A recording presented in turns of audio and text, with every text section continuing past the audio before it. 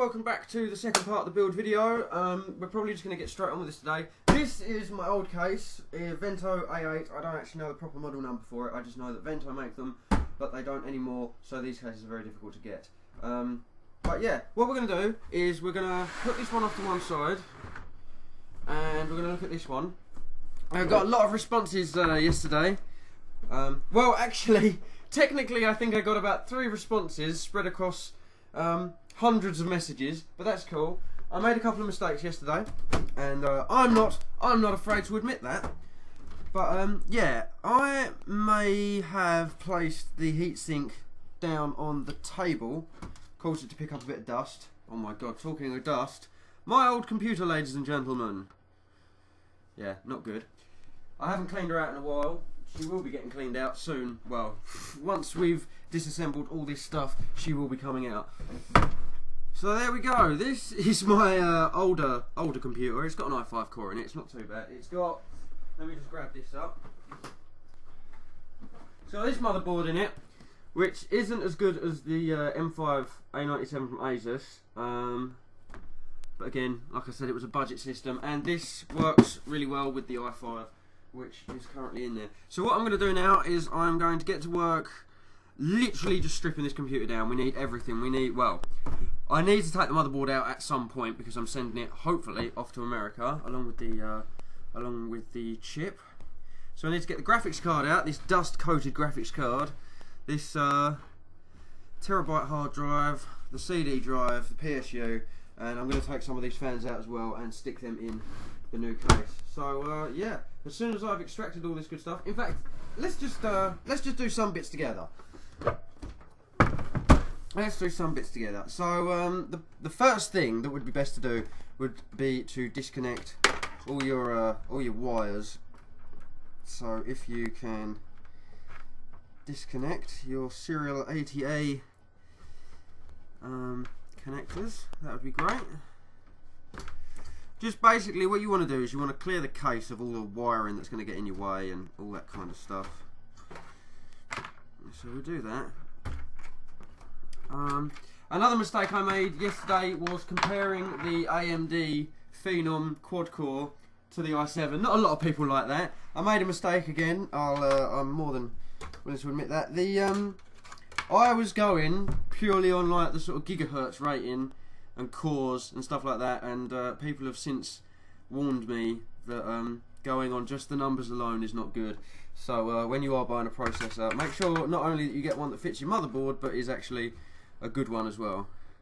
So what I'm currently doing at the moment is I'm disconnecting all the serial ATA cables. They're gone, they're out. The next thing I'm going to do is disconnect all the power cables that are strewn across the computer. So the first one to come out is going to be the one on the motherboard, if it wants to come. Can be a little fiddly sometimes, but remember, you don't want to break it. If you break anything, then to sell it on, it's not going to be worth any money. And yeah, you don't want to just dump a computer like this. You do want to get some money back for it. So my PSU is all completely disconnected. Let's just have a quick look at that. It looks a bit neater in there now, doesn't it? So that's the PSU all tucked away. Serial ATA cables all out. There's a fan connected to the motherboard, obviously there, so we can leave the motherboard and the fan and the processor all connected together. This graphics card needs to come out. It's not running by any external power supplies. All these down here, these are the sort of like front-facing USBs and power on buttons. We can take them out, and like I said yesterday, with some systems you have to work them out yourself, and I think this might have been one of the systems where I had to work it out myself. So yes, not too great, but it was okay. There we go. So there we go. That is literally all we have to do now is take out the graphics card, hard drive, CD drive, PSU, and RAM. It probably would be a good idea to start with the RAM, but I haven't actually got any way to set them down, so I'm going to do them last and just transfer them straight over. The rest of the components are a bit harder. Graphics card, PSU, hard drive, CD drive, they're all a bit more hard wearing than the delicate RAM chips. So yeah, I am going to, I'll take the back off as well, I am going to crack on with removing all these parts piece by piece, and I will get back to you once I've got some parts to put back into this computer over here. So yeah, give me a minute and I'll see you in a sec.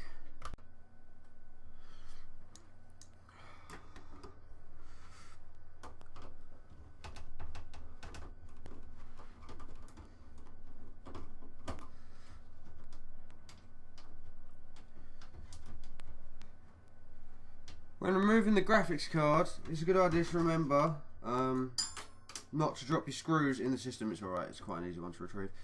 Yeah, no, it's when removing your graphics card, remember that it's clipped in. So don't just go pulling it out. You've got to loosen the clip as well.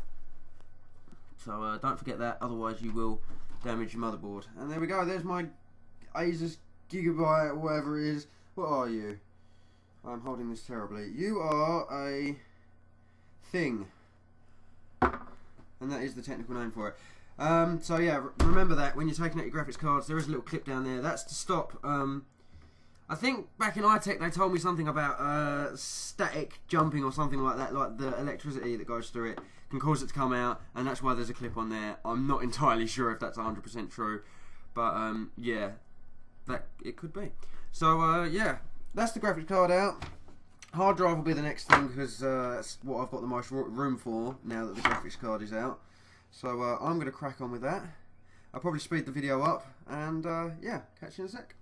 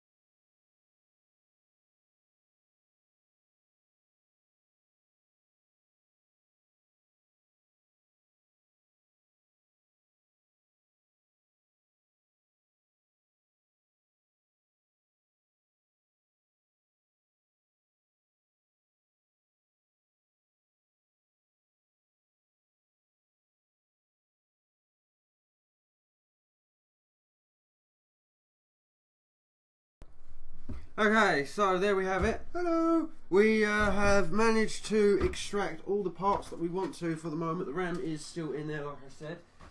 And you probably saw me pull the CD drive out the back of the sort of rack that it's part of. Probably not best to do this.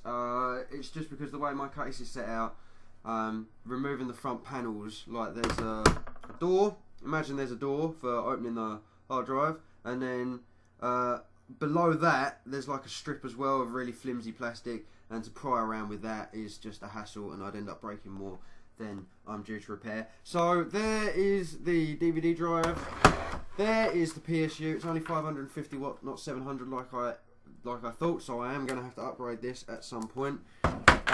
Here's my hard drive, Seagate terabyte hard drive. That's only really for games, system stuff and things like that. I've got the external hard drive for all the other bits and pieces. And like we said earlier, there is the graphics card. And this is kind of important because this is how I'm going to play my games.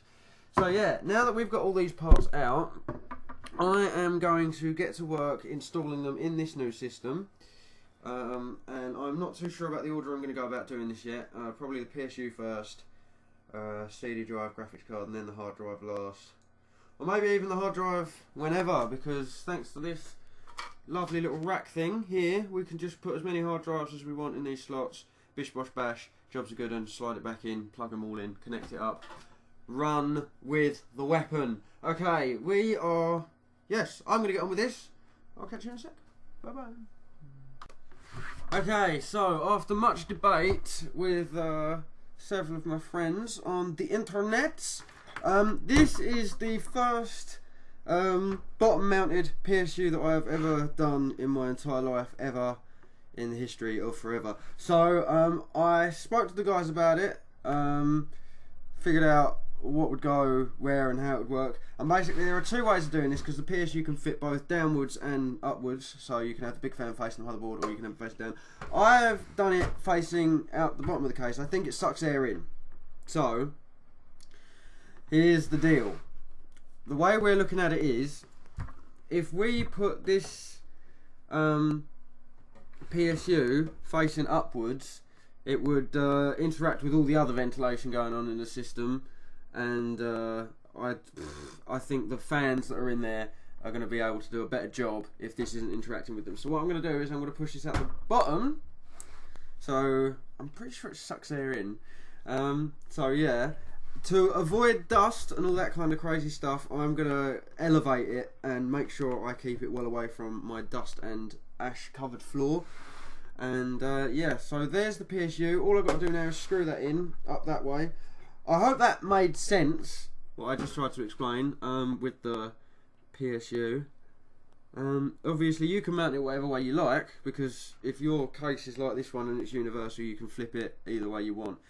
If I have problems with this way around, I'll just swap it over. It's not a big deal, and yeah, that'll be that. So the next thing I'm going to do is probably install CD drive, graphics card, plug all these bits in, and then we'll get on to plugging in these wires into the motherboard, which should take less than no minutes. Amazing, huh? See you in a sec, guys. Okay, so when installing your CD drive, you want to be uber careful, because obviously if you knacker these, you won't be able to put them back in. So be super careful. The best way I've always found is to come in from behind and sort of just wiggle them out. Really do not want to break these, because say something happens to one of these front ones. Let me just pop this one back in place. Say something happens to one of these, like you spill sulfuric acid or some shit down the front of your computer, and you need to replace something, you'll always have a spare one at least to fix it with. There we go. So that's all back in line, because I accidentally popped that out when I was showing someone yesterday. But yeah, back in line. Fantastic. And there's the blanking plate. Now, since this computer doesn't have doors, and I may take them off the old case and try and put them on here, it should just be as simple as sliding that in the front there. Hang on, let me just see if I can get that. Job is a good one. Now, you also want to remember, that's just clipped straight in there. I don't need to put screws or anything in there. That's, I don't know if I like that. I'm not sure if I'm a fan of the screwless design. But as you can see, that's in there perfectly. And you want to be careful, if you come back round here, you want to be careful that you avoid all these wires up in here, because these are obviously your on-off buttons and bits and pieces, hard disk drive light, that kind of thing. I've also mounted this fan. I don't know if you can really see that on the video. There's a fan here. Yeah, what am I talking about? The quality's not that bad. There's also a fan down the bottom here. And from what I can tell, this fan pulls air into the case. And okay, so that's cool. We've got our intake. We're gonna need an outtake, because obviously if you just push air straight in, there's no circulation, there's no flow, there's none of that. So I've brought it from, say that this is the airflow, it comes in from this fan, goes up here, cools everything, and then comes out of this fan steaming hot, and we don't have to worry about it. It can just go back into making the room really warm. So yeah, I'm going to get on with screwing this fan in, and when it comes to fan installation, if you look really carefully, clean off all the dust, there's usually a sort of diagram on there that tells you which way the fan's going to rotate and which way the airflow goes, so you can work it out pretty easy from that. It shouldn't be a huge problem. So yeah, I've only got the graphics card, the hard drive and the RAM left to install, and it shouldn't take 2 seconds, so yeah, I'm going to crack on with that. Okay, when it comes to the graphics cards, it's best to line up what you want to do first, because obviously this port's at the top here, and it would seem obvious to go for the top one in line with everything, but it's not. You should go for this bottom one or the middle one down there. And remember, you don't want to lose any more blanking plates than you have to, because they also assist with circulation. So we're going to undo this blanking plate. Remember to keep this safe as well. along with the bit that you've taken off the front. And any screws, keep those safe as well. And then the graphics card should just be a nice snug fit.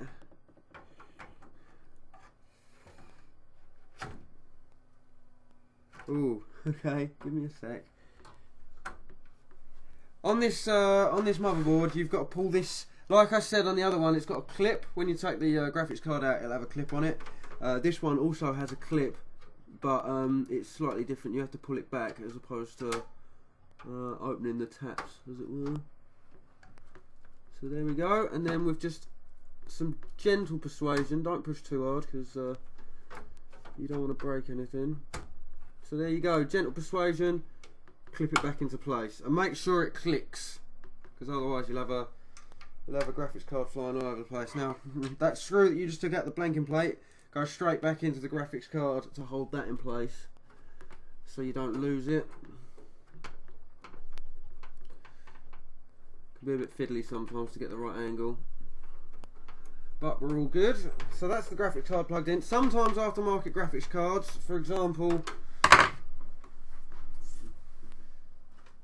graphics cards that look like this, absolutely mammoth things, they usually require external power supplies, so connected from this thing. Might be best to check. Some cards, I think some of these cards can run off the board, but not at full spec or whatever. But yeah, remember that there can sometimes be graphics cards that require additional power, so just something to bear in mind there. So that's the graphics card in. Last thing I've got to do is the hard drive, and this fits into this caddy over here. So the best thing to do would work out which way up the caddy goes. I should have probably put this straight back in yesterday after pulling it out, but hey ho, there's little arrows and stuff on it. Ah, and there's a thing here. Okay, yes, no.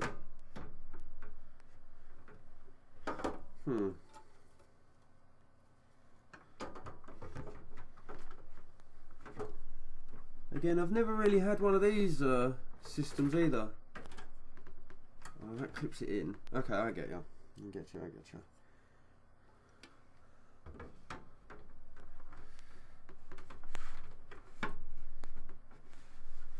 Right, so that goes in like that.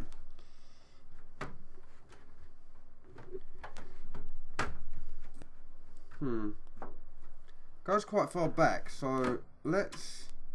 Okay. Well, it goes to there, and if you can see around here, there's just enough space in there for all your connectors at the back of the hard drives and that kind of thing. So what I'm going to do is I'm going to mount the hard drive in that way round,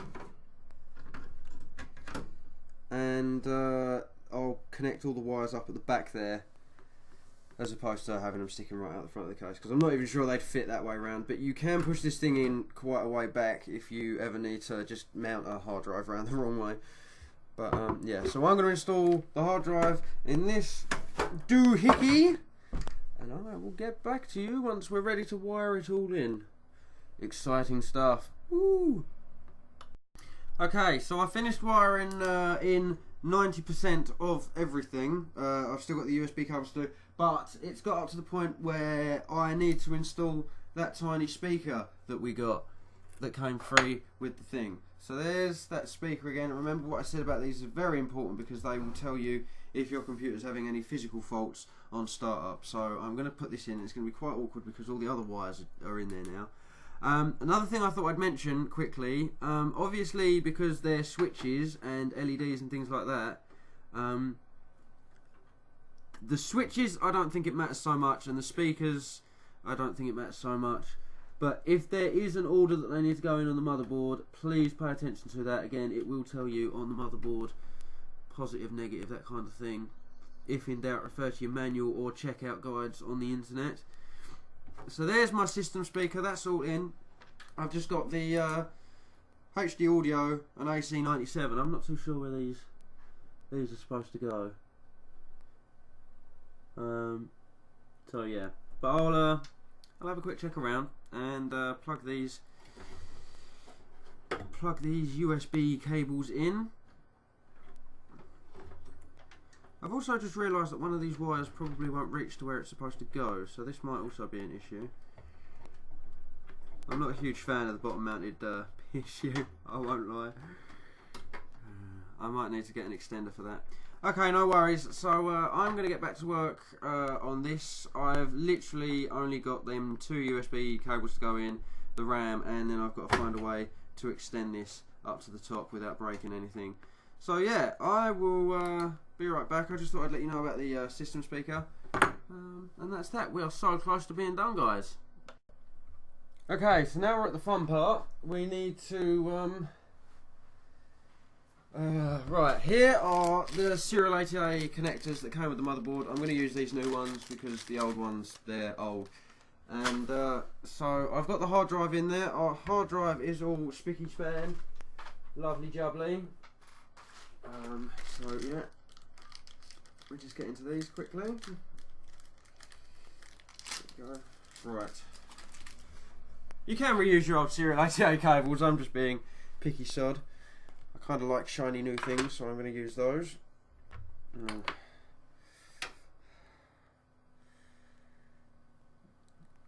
I've also never actually worked out the best way to apply these to the motherboard, so I think, logically speaking, right, these 2 serial ATA ports here are opposite each other, so like the way they connect to this is either that way or that way, and I'm assuming because they're set up like that, it wants me to put it in.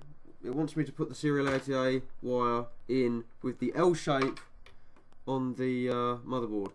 Although now that I think about it, I could be wrong. Ryan from Herdo Gamers will no doubt no doubt tell me that I'm doing this completely wrong. But I'm going to put the L-shaped bracket in the back of the hard drive instead. Although again, I think it's personal choice, like the PSU, because the Molex for the hard drive is going to stick out anyway. So I don't know if you can see that. But there's the Molex, which is what comes from the power supply to the hard drive, and there's the serial ATA lead, and that's what takes data from the hard drive basically and sticks it in your computer and makes it so you can see it on the screen. So yeah, I'm going to slide this back in like that. Hang on, what else have we got on here? So here's another thing you need to think about when putting a case back together, is all the wiring and stuff like that. If you're about to slide a hard drive in and it's going to be not difficult to get back out again, but awkward, you need to really consider if you're going to add other stuff, like I'm pretty sure this is like a floppy disk drive or some shit. So there's an additional floppy disk drive, there's an additional Molex for an old school hard drive, CD drive, whatever. So we've chosen this lead. It's got the Molex for this and the serial ATA cable and one for a floppy disk drive. We don't need anything else apart from that, so we're just going to slide this back in as is and hope that everything fits. No worries.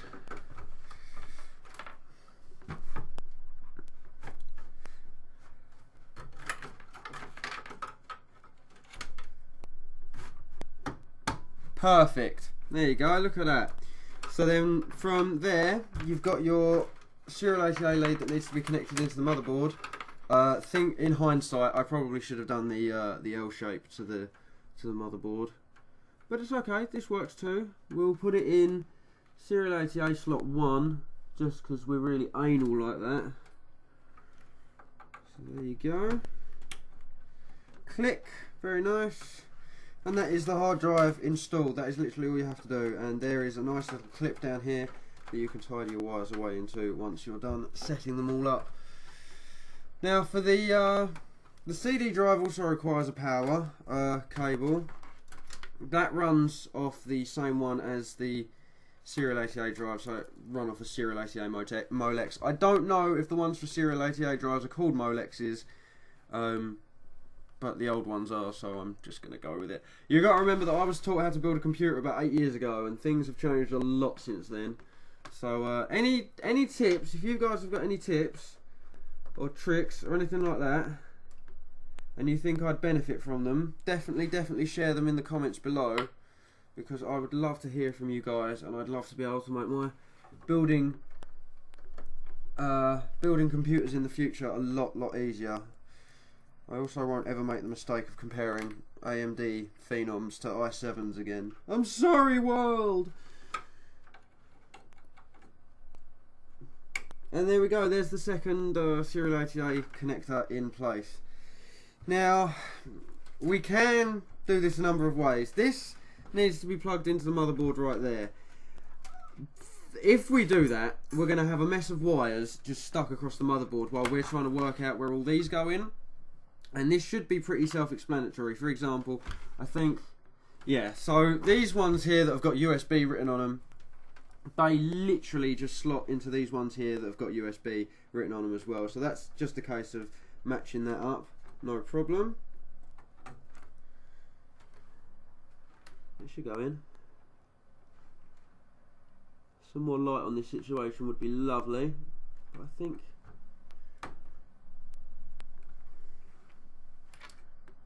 I'm pretty sure that's in there. With the rest of these, then we got. Okay, so this is for your HD audio and AC97. I'm not sure what AC97 is. That's from my other drive. Okay. Well, actually, they haven't come grouped. I do need to sort them back out again, but this shouldn't take too long.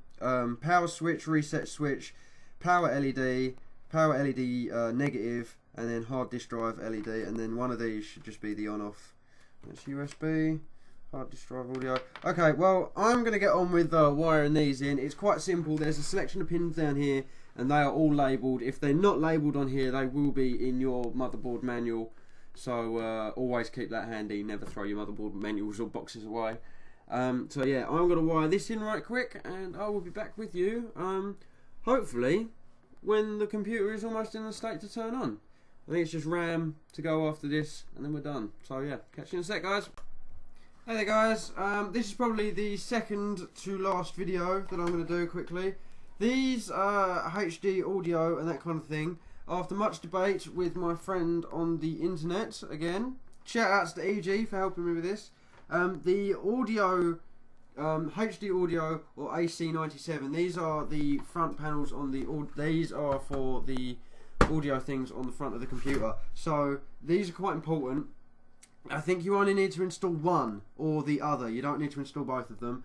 And there's a slot down on the board here that says AAFP. That's something audio front panel. So we're going to plug this in there. We're going to plug the HD one in, because after doing a quick check on the motherboard and because of our general dislike of Realtek, we're just going to go for HD audio and hope that everything works fine and dandy. It's obviously quite important that my microphone slots and everything on the front, well, maybe not so much the microphone, but definitely the headphone. It's a good idea that they're working, because with the Let's Plays I need to be able to hear what's going on. So yeah, they're all plumbed in. Last thing to do now is the RAM, and then hopefully we can fire her up. Fantastic. See you soon, guys. Hey there, guys. Well, we are almost done here, like I constantly keep saying. But the only thing left to do now is to install the RAM. So to do that, we need to take it out of this computer here. And when handling RAM, please be very careful. Do not touch. Don't touch this gold stuff at the bottom here. Stay well away from it. They're the contacts. You want to be very, very, very careful. Also helps if you've got something anti-static to put it all down on. Failing that, the thing that the motherboard came in should do. So take them out. Be very careful with them. And then get rid of the old case again. Then bring the new case back in, and you'll notice that if you've got four memory slots, notice they're usually two different colours. This is for pairing, as far as I know. It's best to pair. So if you've got two 8GB and two 4GB, try and keep the 8GB in the same colours and the 4GB in the same colours. It just makes things easier in the future, and I think there is, because you pair them up, I think it does help. Now you want to be careful when you put the RAM in. Slide it in and then gently press down as you push the side tabs in, it should just fit snug. It can be a bit of a faff sometimes, though, I will admit. And you want to make sure you're getting it in the right way. If you look at this RAM chip here, oh, hang on, where are we? There we are. You'll notice that one side is shorter than the other side, so make sure when you put your RAM in your computer that it is going in the right way up, otherwise you will cause some damage. There we go. So it does take a mite of force, but you will get it there eventually. Just be gentle, don't rush, and everything will be sweet. And make sure you are lining things up properly.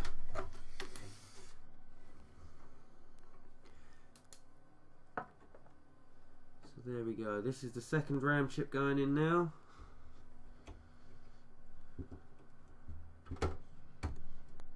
Nice and easy, nice and gentle. There we go.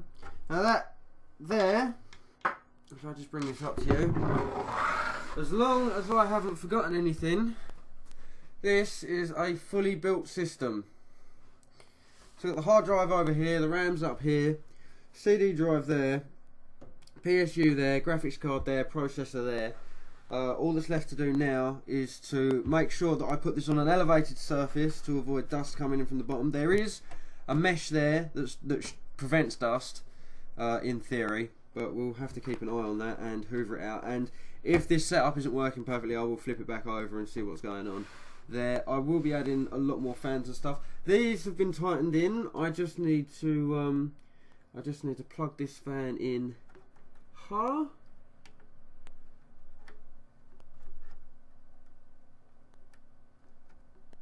there we go.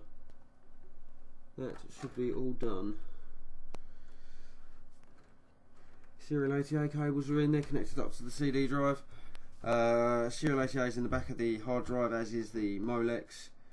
All the USBs are in place down here. There's where the, right there, down on the bottom left, is where the HD audio, or depending on which one you're using, the AC97 goes in a slot down the bottom there. So yeah, what I'm going to do now is I'm going to plug this in. There should be a bay down there already for this to go in. So let's have a quick crack at this.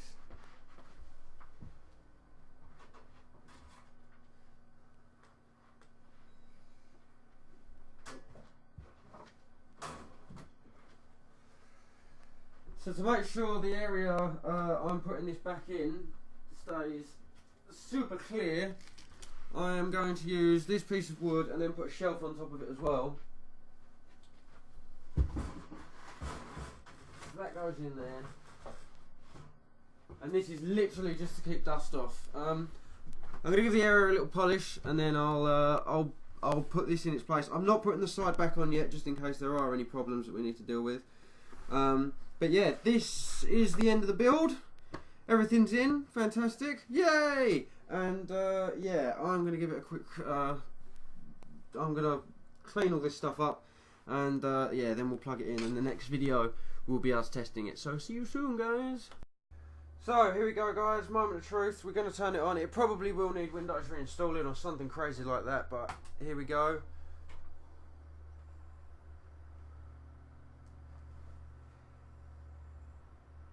Everything seems to be running okay. There's that one beep, so that means we've done pretty well. Please enter setup to configure your system. CPU fan error, press F1 to run setup. So I'm going to have to crack on with all this. Oh wow, look at this fancy BIOS we've got. Okay. Well, can I use the mouse? Oh, bugger me, it's a BIOS with a mouse. This is completely new to me. I have no idea what's going on. CPU fan not applicable. Let me just see. Where's my torch? I've lost it. There it is. Well, the CPU fan is going at a rate of knots. So I'm not too sure what's going on there. I might have to reconnect it to a different port.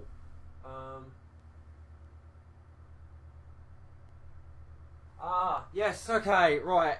This channel fan 2, this one, when you're putting your CPU fan in, don't do what I just did and just put it in any random one.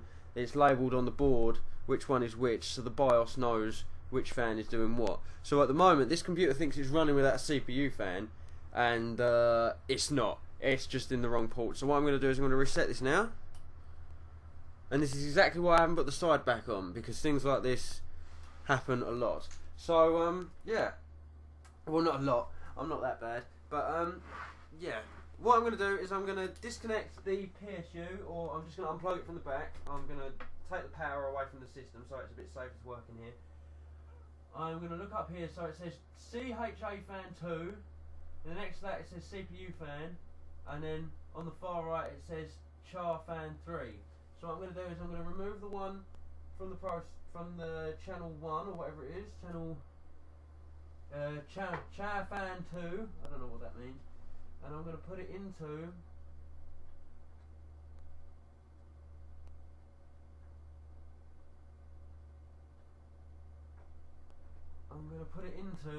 CPU fan. So now when we start the system up, we shouldn't get that error again. So fingers crossed. There goes that one beep.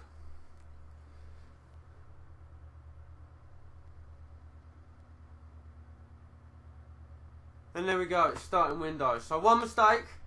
Well, apart from the others that Ryan from Herdo Gamers was mentioning, I don't know.